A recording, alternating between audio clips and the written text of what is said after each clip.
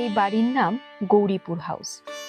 বাংলাদেশের ময়মনসিংহের জমিদার ব্রজেন্দ্র কিশোর রায়চৌধুরী ওরফে বি.কে. রায়চৌধুরী নির্মিত একটি ঐতিহাসিক গ্রীষ্মকালীন আবাসন, যেখানে রবীন্দ্রনাথ ঠাকুর 1938 থেকে 1940 সাল অর্থাৎ জীবনের শেষ পর্যায়ে প্রায় 4 বার এই বাড়িতে থেকেছিলেন। এই বাড়ির প্রতিটি কোণায় কোণায় স্মৃতি জড়িয়ে রয়েছে রবীন্দ্রনাথের। পাহাড়ি বাড়িটি রবীন্দ্রনাথের নির্জনতায় দিনযাপনের প্রিয় জায়গা ছিল।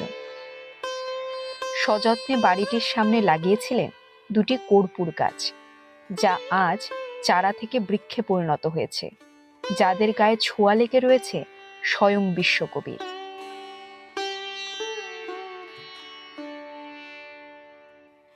এই ঘরে বসেই কবি তাঁর ৭৯তম জন্মদিনে আবৃত্তি করেছিলেন। সেই ঐতিহাসিক ঘটনাটি একটু তুলে ধরার চেষ্টা করছি।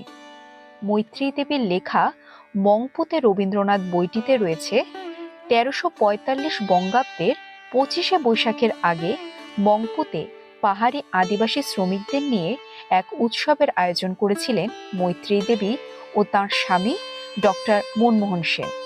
তারপরেই এসেছিলেন কালিম্পংয়ে এই গৌরীপুর হাউসে, যেখানে ছিলেন প্রতিমা দেবী। সেবার কবির সঙ্গে এই বাড়িতে মৈত্রী দেবীও সপরিবারে থেকে গিয়েছিলেন।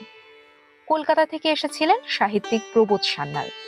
কবির হাতে উদ্বোধন হয়েছিল কালিম্পং টেলিফোন কেন্দ্রে।